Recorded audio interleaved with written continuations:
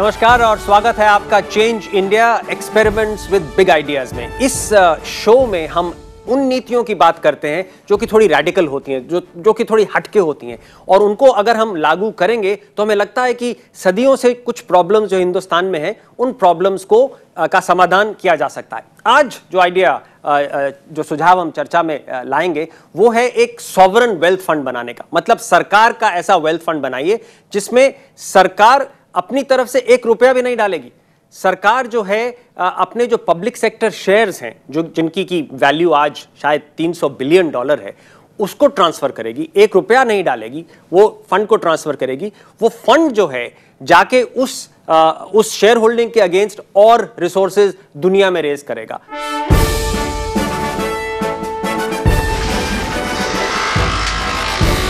करीब 300 public sector कंपनियों वाले देश में सिर्फ 2 ऐसी कंपनियां हैं जो मार्केट कैप के हिसाब से देश की 10 बड़ी कंपनियों की लिस्ट में है। तकरीबन 30% सेंट्रल पब्लिक सर्विस एंटरप्राइजेज बंद पड़ने के कगार पे है। 2013-14 में सरकार का विनिवेश प्रोग्राम भी नाकाम साबित हुआ। सरकारी कंपनियों में विनिवेश के जरिए 40,000 करोड़ का लक्ष्य था, लेकिन इसमें से सिर्फ 3% हासिल हुआ। घाटे में चल रही सरकारी कंपनियों पर सरकार अपना नियंत्रण छोड़ना नहीं चाहती। ऐसे में हम बीच का रास्ता सुझा रहे हैं। हमारा बिग आइडिया ये है कि भारत को दोबारा विकास और तरक्की के रास्ते पर लाने के लिए सरकारी कंपनियों की हिस्सेदारी में से 1000 खरब डॉलर के संपत्ति फंड की स्थापना की जाए। तो कैसे हम इस लक्ष्य को हासिल कर सकते हैं?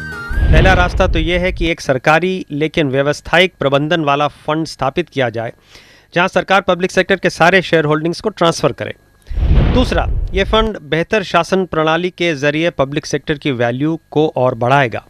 इस फंड को न्यूयॉर्क और लंदन के स्टॉक एक्सचेंजेस में लिस्ट कराया जाए, जिससे हम 6 से 8 साल के भीतर 1000 खरब डॉलर $1 ट्रिलियन की रकम जुटाने का लक्ष्य हासिल कर पाएंगे। फंड का 51% से ज़्यादा हिस्सा सरकार के पास रहेगा ताकि पब्लिक सेक्टर की कंपनियों पर सरकारी नियंत्रण बना रहे, वो भी तब तक जब तक कि संसद बड़े पैमाने पर निजीकरण का फैसला नहीं लेती है। तो ये आज हमारा सुझाव है, और आज हमारे साथ जो इस सुझाव को डिस्कस करने के लिए 2 विशेषज्ञ हैं। तो बेंगलोर से सैटेलाइट लिंक से हमारे साथ जुड़े हुए हैं मोहनदास पाई, जो कि मणिपाल ग्रुप ऑफ इंस्टीट्यूशंस के चेयरमैन हैं और इन्फोसिस के पूर्व बोर्ड मेंबर भी रह चुके हैं। और दूसरे जो विशेषज्ञ हैं वो है माधव दर, जो कि दिल्ली में सैटेलाइट लिंक के साथ जुड़े हुए हैं। ये वॉल स्ट्रीट में काफी नाम कमा चुके हैं और आजकल अपना एक फंड GTI कैपिटल के मैनेजिंग पार्टनर हैं। और हर वक्त की तरह हमारे साथ हमारे अपने धीरज नैयर भी हैं, जो कि नेटवर्क 18 थिंक इंडिया फाउंडेशन के CEO हैं। तो इस वक्त मैं अपने विशेषज्ञ माधव दर के पास आऊंगा। माधव, आपने सुना कि ये जो आइडिया है एक बड़ा फंड बनाने का जिसमें सारा पब्लिक सेक्टर का शेयर होल्डिंग चला जाएगा, कितना इसको कर सकते हैं? क्योंकि जब भी प्राइवेटाइजेशन और डिसइन्वेस्टमेंट की बात आती है तो पार्लियामेंट में हंगामा हो जाता है। नहीं, एक तो बहुत ही बढ़िया आइडिया है। इसमें दिक्कत तो जरूर होगी। डिसइन्वेस्टमेंट और प्राइवेटाइजेशन ये बड़ा बुरा शब्द है हिंदुस्तान में। इसे हमें इसको बदलना है, और ये आइडिया बहुत अच्छा है इसीलिए क्योंकि ये डिसइन्वेस्टमेंट की बात नहीं करता, ये गवर्नेंस की बात करता है, एफिशिएंसी की बात करता है, इंफ्रास्ट्रक्चर स्पेंडिंग के लिए रिसोर्सेज रेज करने की बात करता है। तो ये इस तरह से सेल कर सकते हैं। ये जैसे रिफॉर्म बाय स्टेल्थ है, तो ये हो सकता है। तब भी मुश्किल होगी। ये हर मिनिस्ट्री को लगेगा कि भाई ये तो हमारी जिम्मेदारी थी और ये फंड वाले ले जा रहे हैं, तो उन्हें बताना पड़ेगा कि ये हिंदुस्तान के लिए क्यों इतना ये बेहतरीन रास्ता है। तो ये करने की बात है, एजुकेट करने की बात है, ये आइडिया सेल करने की बात है। हो सकता है रेजिस्टेंस तो होगी, बट ये रेवोल्यूशन है, करना पड़ेगा। मोहनदास भाई, आपके पास मैं आता हूं। माधव ने बोला कि ये रेजिस्टेंस जरूर होगी, लेकिन रेवोल्यूशनरी स्टेप है, करना पड़ेगा। तो आपको तो थोड़ा इसमें एक्सपीरियंस भी है कि किस तरह से पॉलिटिकली पैकेज किया जा सकता है कई रिफॉर्म मेजर्स को। तो आप जरा हमें समझाएं कि इसको किस तरह से, इस प्लान को किस तरह से इसको कम्युनिकेट करा जाए, बनाया जाए, जो कि लोगों के लगे कि हाँ, ये वाकई में हमारे हित में है। देखिए, अगर ये प्लान करना है तो हमको ये जनता के सामने एक प्रॉब्लम डालना पड़ेगा, एक सोच डालना पड़ेगा कि इस पैसे से हम भारत का जो एक समस्या है, बड़ी बड़ी समस्या है, उस समस्या का हल करेंगे। भारत के सामने कौन सा बड़ी समस्या है? हमारे युवकों के लिए काम चाहिए, हमारे युवकों के लिए चाहिए शिक्षा, हमारे जनता के लिए चाहिए हेल्थ और सुरक्षा चाहिए। इसलिए मैं समझता हूं कि अगर आप सोचिए कि करीब 1 लाख करोड़ हर साल इस फंड से हमको मिलेगा, करीब इन्वेस्टर से, तो 50,000 करोड़ हम रेलवे को देंगे, 30,000 करोड़ और 20,000 करोड़ रोड बनने को देंगे। इससे ग्रोथ होगा, डेवलपमेंट होगा, बहुत काम जनरेट होगा। और बाकी 50,000 करोड़ से 30,000 करोड़ हम एक स्कॉलरशिप प्रोग्राम करेंगे ताकि कि भारत के युवा जनता के लिए शिक्षा मिले, अच्छे शिक्षा मिले। धीरज, ये जो अभी मोहनदास जी ने सारी स्कीम्स बताई, ये स्कीम्स तो कोई कहेगा, जो इसका क्रिटिक होगा वो तो कहेगा ये बजट से भी आप कर सकते हैं, कि आपको इसमें अपने पब्लिक सेक्टर शेयर होल्डिंग को इन्वॉल्व करने की क्या जरूरत है? 1 लाख करोड़ कर दीजिए, आपका बजट इतना बड़ा है। देखिए, हमारे बजट और फिस्कल सिचुएशन बहुत ही बुरी है। अगले 3 सालों में हमें काफ़ी कटौती करनी पड़ेगी गवर्नमेंट के खर्चे में। तो जब वो कटौती होगी तो शायद इन सब चीज़ों के लिए साधन नहीं होंगे सरकार के पास। तो एक और तरीका है बजट के बाहर जो हम सजेस्ट कर रहे हैं, इसलिए कि इस फंड को बनाइए और इस फंड से जो प्रोडक्टिव एक्सपेंडिचर है, हम डोल नहीं बोल रहे हैं, जो मोहनदास पाई जी बोल रहे हैं, प्रोडक्टिव इन्वेस्टमेंट्स हैं सरकार के, वो किए जा सकते हैं और इससे बहुत बेनिफिट होगा। क्योंकि अदरवाइज हम देखें, जनता को ये बता सकती है सरकार के आपके 20,000 करोड़ हम एयर इंडिया को दे सकते हैं या किसी और पीएससी को दे सकते हैं जो उसके लॉस हो रहे हैं, या फिर हम आपको 20,000 करोड़ दे सकते हैं आपके स्कॉलरशिप्स के लिए। तो आप चुन लीजिए। जनता क्या चुनेगी आप समझ सकते हैं। जनता तो चुनेगी कि उनको पैसा दे, एयर इंडिया को क्यों जाए पैसा, या किसी और पीएसयू को क्यों जाए। माधव, ये जो लोग अगर कहेंगे कि ये कहां हुआ है, पहले हमें बताइए, तो आपके हिसाब से सिंगापुर में टेमासेक होल्डिंग्स हुआ है, चाइना में चाइना इन्वेस्टमेंट कॉर्पोरेशन हुआ है, तो उनके मुकाबले बहुत जगह हुआ है। जी बताएं। 150 साल पहले टेक्सास में हुआ जी। तो ये तो इसके काफी प्रेसिडेंट्स है, पर ये बड़ा ओरिजिनल आइडिया है एक तरह से, क्योंकि यहाँ ट्विन डेफिसिट है, बजट डेफिसिट है, करंट अकाउंट डेफिसिट है। तो ये उस किस्म का सॉवरेन वेल्थ फंड नहीं है कि जो फॉरेन एक्सचेंज रिजर्व से हम खेल रहे हैं। ये जो गवर्नमेंट के एसेट्स हैं उन्हीं को बढ़ा रहे हैं, उन्हीं को लेवरेज कर रहे हैं, उन्हीं को ट्रांसपेरेंट बना रहे हैं और उन्हें स्ट्रेटेजिक जगह में इनकरेज कर रहे हैं। जैसे धीरज ने बड़ी अच्छी तरह से लेआउट किया है कि हमें जनता और पॉलिटिशियन से कहना है कि 2 रास्ते हैं। एक पुराना हिंदुस्तान का रास्ता है कि आप आज $1 ट्रिलियन पे बैठे रहिए, कोल इंडिया में, एयर इंडिया में, अशोका होटल में, जहां सब बोथ इन्वेस्टमेंट भी सड़ रही है और जनता का कुछ फायदा नहीं है। और एक नया हिंदुस्तान का रास्ता है जो या हम बात कर रहे हैं, जो गवर्नमेंट के एसेट्स ले रहे हैं, इंप्रूव कर रहे हैं, री इन्वेस्ट कर रहे हैं और पैसे ले रहे हैं और सोशल सेक्टर में इन्वेस्ट कर रहे हैं, हार्ड इंफ्रास्ट्रक्चर में इन्वेस्ट कर रहे हैं। और बजट डेफिसिट बढ़ने की बजाय कम भी हो सकता है, क्योंकि डेफिसिट भी पे डाउन कर सकते हैं, इन्फ्लेशन भी कम हो जाएगी, इंटरेस्ट रेट्स भी कम हो जाएंगे, डेफिसिट तो उसके वर्चुअस साइकिल भी हो सकता है जी। तो ये जनता को सेल करना चाहिए कि पुराना हिंदुस्तान है जो सब थक गए हैं, जनता भी थक गई है और ये नया हिंदुस्तान का रास्ता है। तो उसमें कुछ जरा ताकत दिखानी है, कुछ इमेजिनेशन दिखानी है, बट क्यों नहीं हो सकता है? ये जनता के लिए बेनिफिट की बात है। और अगर एक चीज मैं जल्दी से बोल दूं कि जो बोर्ड होगा उनकी फुल अकाउंटेबिलिटी होगी, तो अगर वो नहीं बढ़ा पाए वैल्यू तो उनकी नौकरियां लाइन पे होंगी, तो और बदलाव हो सकता है उस बोर्ड में। ऐसा नहीं होगा कि वो मंत्री जैसे बैठ गए एक बार 5-10 साल के लिए, कुछ नहीं कर पाए फिर भी बैठे रहेंगे। बिल्कुल प्रोफेशनल होगा और अकाउंटेबल होंगे। अगर वैल्यू नहीं बढ़ी तो फिर और अलग लोगों को भी ला सकते हैं और अकाउंटेबल टू पार्लियामेंट होंगे। तो हम ये एम्फसाइज करना जरूरी है। हम ये नहीं कह रहे हैं कि सरकार अपने एसेट्स को बेच के किसी एक ग्रुप ऑफ इन्वेस्टर्स को दे दे, ऐसा नहीं कह रहे। हम कह रहे हैं एक नेशनल फंड बनाइए, नेशनल इन्वेस्टमेंट ट्रस्ट बनाइए, आप उसको जो नाम देना दीजिए, लेकिन उसकी वो अकाउंटेबिलिटी जो होगी हिंदुस्तान के पार्लियामेंट को होगी। तो ये बहुत अच्छे सुझाव पहले चरण में आए हैं। मैं इस वक्त एक छोटा सा ब्रेक लूंगा, लेकिन ब्रेक के बाद आके हम थोड़ा विस्तार में और देखेंगे इस सुझाव को और इसके थोड़े नुआंसेस में भी घुसेंगे। तो आप हमारे साथ बने रहिए।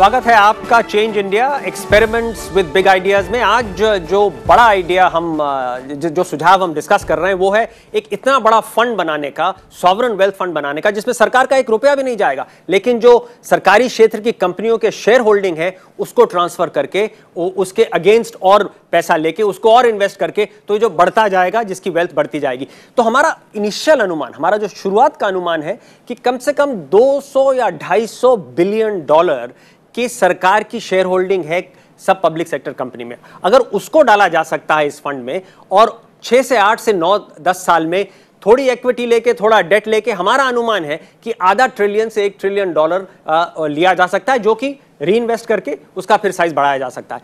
तो माधव, ये जो मैंने आंकड़े रखे हैं ये आपको ठीक लगते हैं या लगता है कि थोड़ा हम ज्यादा बोल रहे हैं, थोड़ा शुरुआत धीमी होनी चाहिए? आपके अपने वॉल स्ट्रीट एक्सपीरियंस से क्या कहते हैं? नहीं, साइज तो हो सकता है। जैसे आप पब्लिक होल्डिंग देखें गवर्नमेंट की, तो ये 250 बिलियन तो है कम से कम। मेरे हिसाब से तो 400 मिलियन है अभी। मतलब सब नहीं डाल पाएंगे तो 250 बिलियन तो हो सकता है।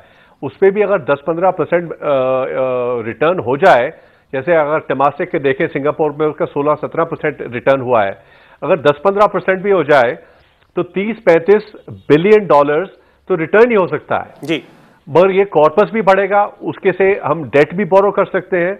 और इसमें एक बहुत इंपॉर्टेंट बात है जो इंडिया की इंफ्रास्ट्रक्चर प्रॉब्लम है कि लॉन्ग टर्म डेट किसी को मिल ही नहीं सकता इंडिया में। जो इंफ्रास्ट्रक्चर को 25-30 साल का डेट चाहिए और 25-30 साल का डेट कोई दे नहीं सकता।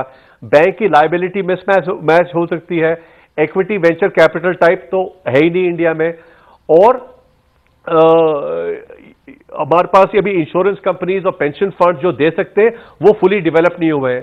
तो एक और इस फंड का ये लाभ है कि ये बहुत लॉन्ग टर्म इसका होराइजन और पर्सपेक्टिव हो सकता है जो इंफ्रास्ट्रक्चर डेवलपमेंट के लिए मैच कर सके जी। और इसमें गवर्नमेंट सॉवरेन गारंटी भी होगी, तो ये इंटरेस्ट रेट भी बहुत लो हो सकता है। तो बहुत बातें हैं इसमें, और 250 बिलियन तो बहुत आराम से हो सकता है पहले डे 1 में। तो मोहनदास भाई, माधव तो कह रहे हैं कि ये हो सकता है। हम आपके अनुभव से समझना चाहेंगे कि कितना इसमें इक्विटी होना चाहिए, कितना डेट होना चाहिए, क्या शुरुआती ट्रांच, अगर 250 बिलियन सरकार डालती है इस फंड में तो क्या शुरुआती ट्रांच होना चाहिए? 10 बिलियन लेना चाहिए, 15 लेना चाहिए, 20 लेना चाहिए? हिंदुस्तान के लिए तो वो भी बहुत ज्यादा अमाउंट्स हैं।